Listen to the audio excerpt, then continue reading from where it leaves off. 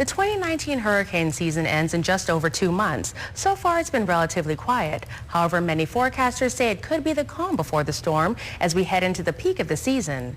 Those at Hazard Management say this is the time when preparedness becomes essential. Joining me now is acting Deputy Director Simon Boxall. Simon, thank you so much for joining us. Thank you very much, Kafara. Good to see you. Thanks for having us on.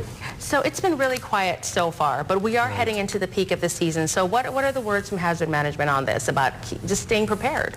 Well, the peak is, for the overall hurricane season, is about mid-September, but statistically it's actually mid-October for us. Okay. Which is a bit further because we get the systems forming in the Western Caribbean towards the end of the season. So, but we are seeing kind of a transition now with less Sahara dust, and you see more thunderstorm activity starting to form in the last couple of weeks. So the environment's becoming more conducive. Wind shear is decreasing, and we would like people to kind of just raise their level of awareness, try to start, if they haven't trimmed back trees, and if they don't have shutters, and if they haven't got things like water and food, it's time to really think about it.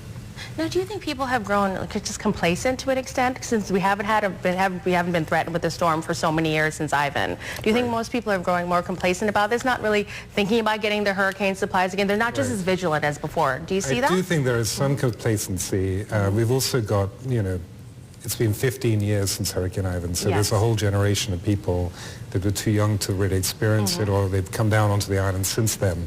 So there's a lot of people that really aren't aware. And the other concern I have is that people always kind of use it as the standard of the worst possible case scenario.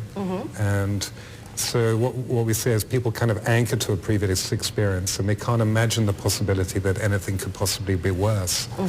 And in the hurricane exercise that we did recently, we actually ran a storm about the size of Hurricane Mitch, had it coming across on the same path as Paloma, but went directly in by Royal Palms, and we were seeing like a 20-foot surge and a 30-foot wave on top of it. So that was waves going into like the second floors of like condominiums on Sunmore Beach. So people have sort of got this thing in their mind that it just can't possibly be worse, and unfortunately it can be. So they got to tune in to things like the local media, the local weather service, and do be prepared. I mean, you never really know, and it's getting to be that time, like you say, when it's the peak. We need to kind of watch. Now, what is Hazard Management specifically doing to ensure that everyone is ready for this season? Okay, well, as I said, we recently ran an exercise. We've done continuity of operations plans for every single government agency, so they know what their critical core functions are, and they have to explain how they're actually going to deliver those functions, even following an impact, or as quickly as possible.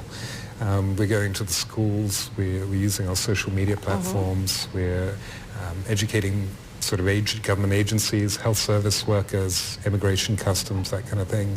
So we're sort of ramping up awareness now. We don't want to sort of overdo it to the point where people start tuning out, because they can kind of get worn out by it, but it is sort of, like you say, entering a time when people really need to kind of become more alert and be more aware, and take more precautions and prepare, frankly. All right. Well, thank you so much for your time, Simon. We'll definitely have you back on when the peak of the hurricane season hits. Right. Thank you. All right. Thanks, Simon.